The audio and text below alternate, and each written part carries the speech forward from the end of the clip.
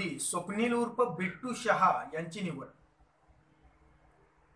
शिवसेनेचा भगवा मराठमोळ्या कोल्हापुरात दिमागदार कर्तृत्वाने फडकविण्यासाठी आणि प्रत्येक युवकामध्ये एक शिवसैनिक म्हणून जाज्वल असा आत्मविश्वास निर्माण करण्यासाठी युवकांचे आदर्श असे नेतृत्व म्हणून स्वप्नील उर्फ बिट्टू शहा यांची जयसिंगपूर शहर प्रमुख म्हणून नियुक्ती करण्यात आली।